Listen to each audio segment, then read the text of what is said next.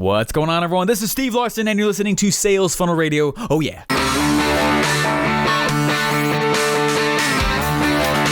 Welcome to Sales Funnel Radio, where you'll learn marketing strategies to grow your online business using today's best internet sales funnels.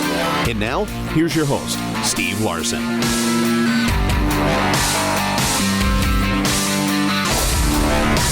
Hey guys, hope you're doing fantastic.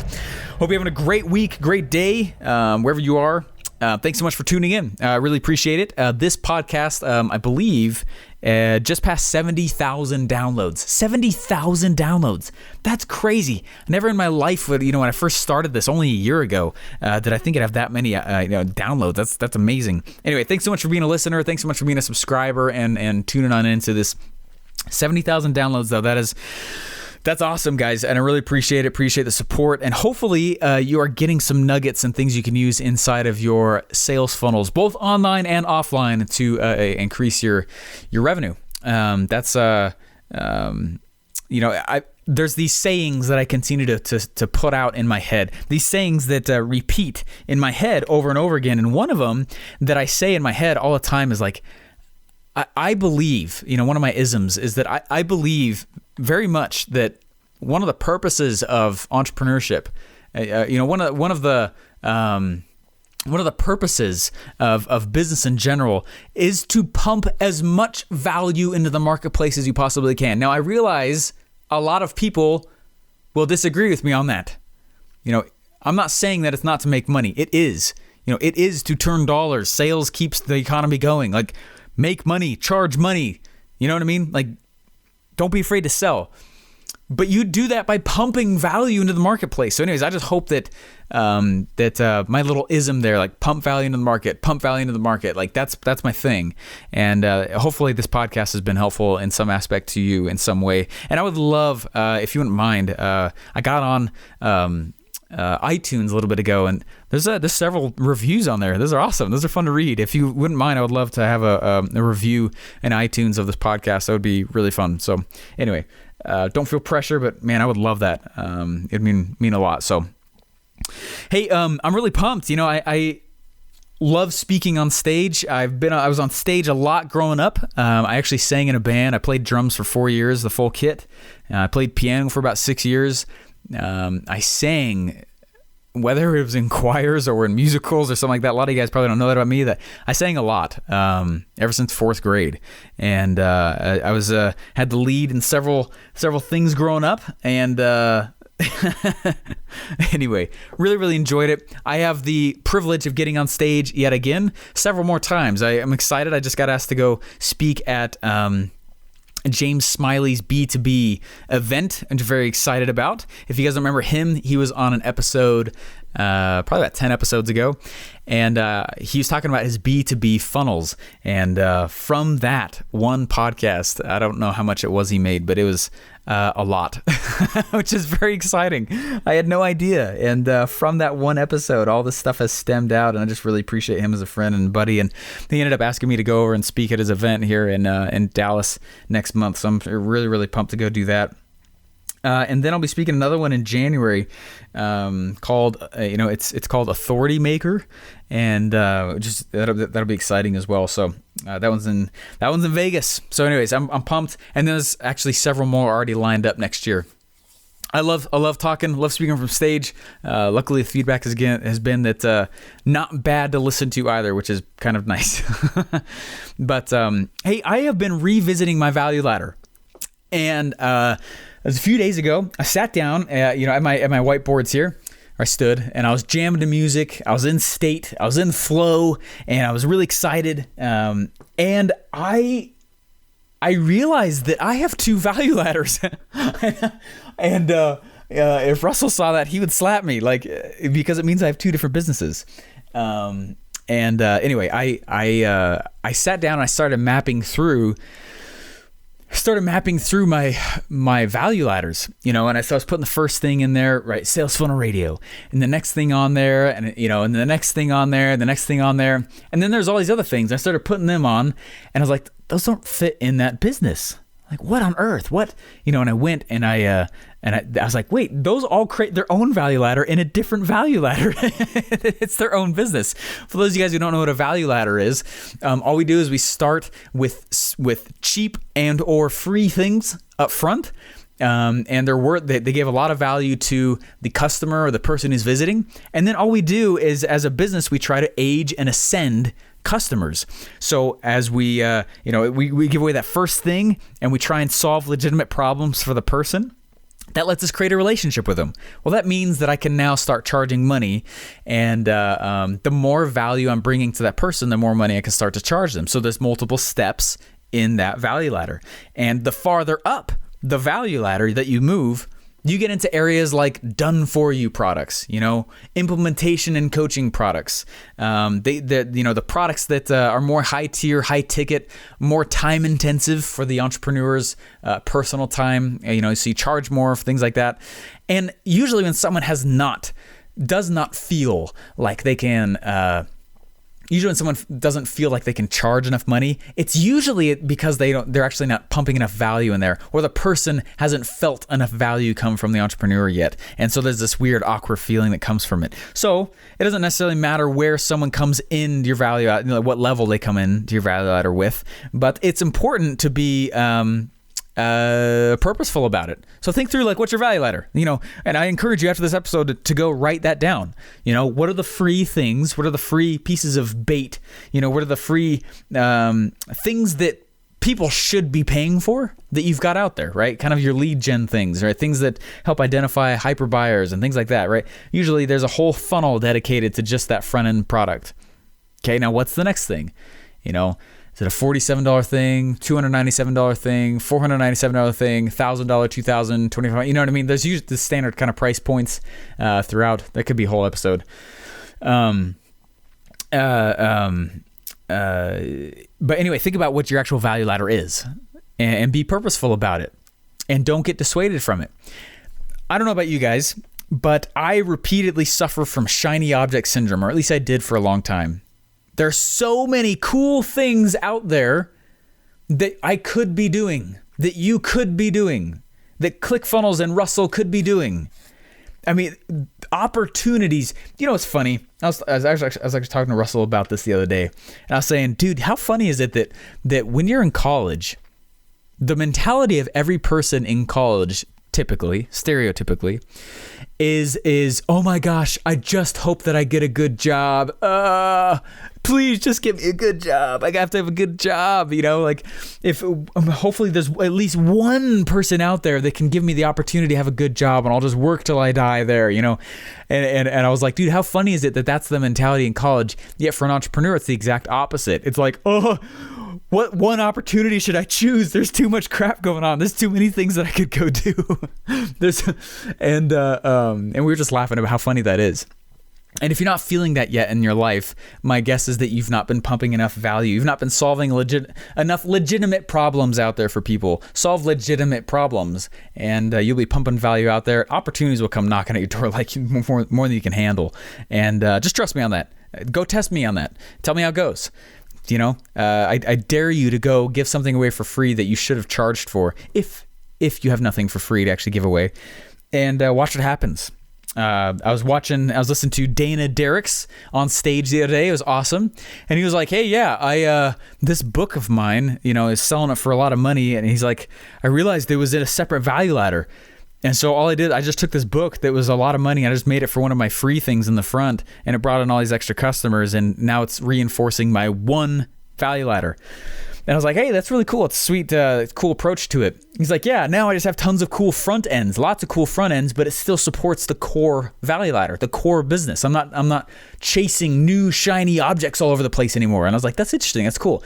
And it's been interesting because, Russell went back and he started looking at his value ladder. He's like, hey, now this is our business and this is all we do, and we're getting more focused there. And I realized, like, crap, I have two separate value ladders, and they're similar enough that I feel like I can't get rid of them, but they're different enough that I feel like they're not the same thing. And so I don't have the answer.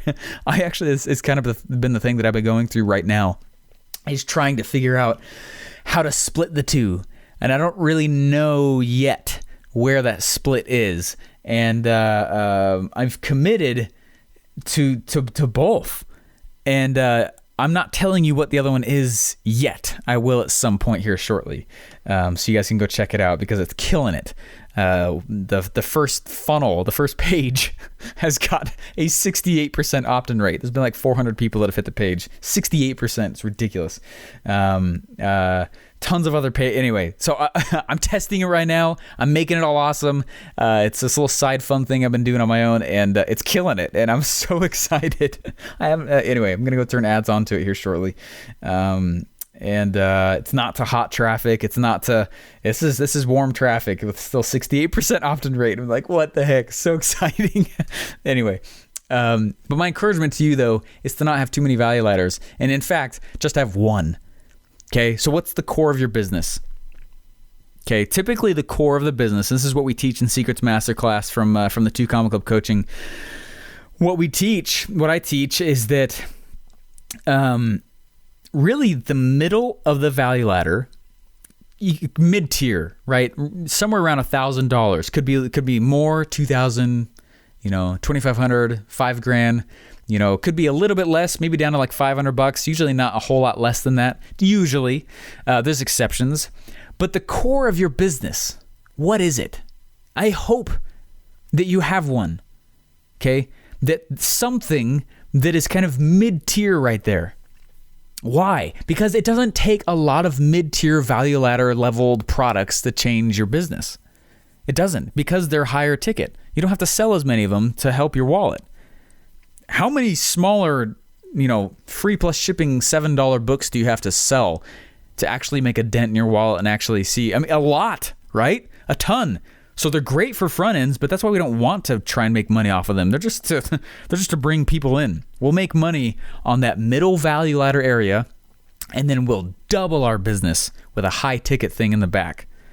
We do that to each value ladder. Do that to each funnel. Do that to each, and that's the formula right there. And there's a whole bunch of other things you can do with it, and it's a lot of fun. It's a lot of deep strategy depending on what industry you're in that we could go through right now, but it's just, I'm trying to not go too deep. It's fun though. I really, really enjoy it. And the only thing I'm trying to say is that if you feel like you've been spinning your wheels, because I remember feeling that way. I felt that way for a long time, years. And the problem was that I didn't have one value ladder. I had tons. I was going to do there was a piece of real estate that I had a contract on. It was $3.5 million piece of commercial real estate. And I was flipping the contract. And that was one deal with one dude. And then I was writing I can't even remember what else I was doing. I was totally unrelated businesses. I can't even remember now. That was probably that was about 5 years ago. Holy crap, that was 5 years ago. So I don't remember everything else that was going on. What I do remember is that there was a lot of things I was doing, but none of them to the full extent. I was spread too thin. And it's because I didn't have one value ladder. And that's why I was laughing so hard when I sat down here the other day and I started looking at it. I was like, crap, I have 2 freaking value ladders. So my answer to it right now has been that I'm just not even working on one of them, and I'm only working on the other. And I'm not touching the other. I'm not doing anything with it at all. Soon I'll reveal to you guys everything of what all those things are. So you can check them out. You can see what I'm talking about, see examples of the stuff that I know it's converting. It's been fun because I've been able to test stuff before you guys will ever see it, so I can bring actually numbers, which is exciting too, which I think you guys will enjoy. But anyway, that's the whole point of this. It's fun for me to listen to Russell as he coaches his inner circle. One of the biggest things that he yells at them for is when he can tell they have more than one business. He can tell that you're just not going to do more than one business very well. You're not. And that's the thing that I was kicking myself for. I was like, crap. This other one snuck in so well, I didn't even notice it, And I was just, this little side hobby turned into this actual thing. And I was like, oh crap, I have to actually support this thing now. Dang, this is working. Oh gosh, it's working. Wait a second. I already have I have a second business here now. Uh-oh. And so I'm gonna try to figure out what to do with it. I don't totally have the answer. I'm just only working on one at a time, I guess. So I won't even touch the second for months, but it's going well. And I'll tell you again, I know it's kind of, I'm being elusive, but that's okay. Anyway, guys, go back, restructure the business, think through what your front end free things are. And what's cool about this is that you can have tons of cool free front end things. That's part of the fun of it. When you know your value ladder is converting, and you got a mid-tier thing that's converting really well, and you got a high-ticket thing that's converting really well, I mean, you get to go create all the cool front-end products and multiple layers of it as much as you want, as long as it's all part of the same business, it's all fueling the same part of the core, and that's so fun. But the moment you take your focus and you shift over to, which is the medicine I'm trying to take right now too, and I'm like, crap, like shiny object system, dang it. Oh, I just want to do this one thing, and I'm trying not to take on a third that I really want to go do, but I shouldn't do it. Oh, anyway, every time you go do that though, you spread yourself too thin, and it takes a lot of mental mojo just to get a single funnel up. And I think everyone on this podcast probably knows that. And so if you go do that and you're skipping from understanding one market and one person really well, and you're trying to skip over to a different profile and understand that person really, really well, it's the whole reason why. When I was, I built a lot of funnels for my own clients for a while. I don't currently do that right now. I wouldn't take on more than one because I couldn't handle more than one, because I had to understand so deeply just that one customer, right? For that one business, for that one value ladder, so that I could make the copy, I could make the sales letters, I could put the funnel together, I could make the follow-up sequences, I could make the high ticket thing and the front. I mean, there's so much that goes into it, right? Some guy is making his whole career out of it. You think I can go do 3 or 4 of these at the same time? There's no way, right? That's why I was like I gotta just one of these things at a time. It's the same. So I'm trying to take my own medicine. Anyway, I feel like I'm preaching to the choir now. You guys probably already know that, but I encourage you to go back and really think through what your value ladder actually is. And let's say you don't have the back end yet. Ask your market. And let's say you don't know what the front end is. Ask your market. I encourage you to not start by creating a front end product. And if you already have, that's fine. I encourage you to start with a mid-tier product, $1,000. Why? Because you only need a few of them to really break even, right? It's way harder to throw everything up against the wall and hope that something works when it's a free plus shipping offer. It's like, I don't know, for e-com people, you may not like to hear that. Well, you can start with something that's even higher, make an offer out of it, package a few things together and sell it in a package. That's, as an offer, or sell more higher ticket items at first. That'll at least get the cash flow going as you figure out how and what to sell. What are you selling? How do you sell it? You figure out those things, the core of the business right there in the middle of that value ladder. Boom, I guarantee you're going to start getting feedback. And as you start getting feedback, guess what happens? Patterns will start to emerge. You know what? Everyone's asking for this one thing. That would be a really cool free plus shipping front end, or a really cool free download front end, or a really cool $17, physical thing front end. Does that make sense? Let the market tell you what front end to make. It's way less risky. And then guess what? A lot of people, after they're consuming your core product, your $1,000 thing right in that area, guess what's going to happen? A lot of them are going to go, oh my gosh, I wish I had more Steve in my life. Oh my gosh, I wish I had more, of your business, whatever it is. They're telling you what back end thing to go create. It's way easier to do this game when you take a lot of the guesswork out of it. Let the market tell you. You only have to kind of guess once. You're not really guessing because you're going to run an ask campaign for that mid-tier product. They're telling you everything to make. The market will tell you. That's the whole point I'm trying to make with this.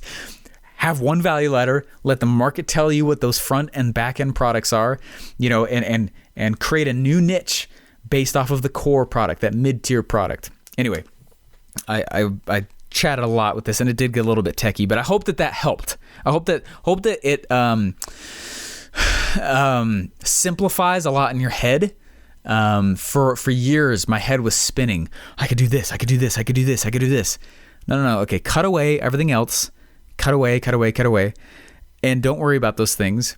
What's the one mid-tier product, the $1,000 thing that you could go create right now and actually go sell it? And if it doesn't sell round one, tweak it. figure out how to sell it. What are you selling? How does it sell? The core of the product. And then the market will start to tell you what to do in those back end and the front end products. The market will tell you that what they don't like with your core thing. The market will tell you. It's all about iterations. Just keep it going, right? Launch, figure out what's broken, go back, fix it, and relaunch. Boom, boom, boom, boom, boom, boom, boom. That's how we do it. That's how I do it. That's how Russell does it. That's how ClickFunnels does it. That's how every person I've ever seen be successful in this stuff. All the hundreds of people who've come through the 2 Comical coaching program, all the people in Secrets Masterclass that I've coached, that's how it happens. It's all about, and I feel like there's this paralysis that starts to happen. Oh, I better have the back end before I launch the front end. Like, no, just launch the freaking, do the core. Go launch the core. Oh, I got to have this and this in place. No, you don't. No, you don't. Half the time, we don't have the actual product built yet when we sell it. It's like, what? Oh my gosh, what? Well, we're trying to see if the thing is right. If it sells, then we'll go build it real fast. Does that make sense?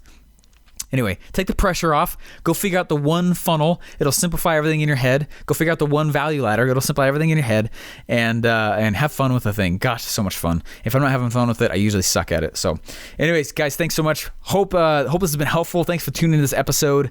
Very, very excited for everything that's coming up, both in the internet marketing world, whatever's going on in your life. I hope that it's going awesome too. And if it's not, go orchestrate it that way as well as your business. I'll talk to you later. Bye. Thanks for listening to Sales Funnel Radio. Please remember to subscribe and leave feedback. Want to get one of today's best internet sales funnel for free? Go to salesfunnelbroker.com/free funnels to download your pre-built sales funnel today.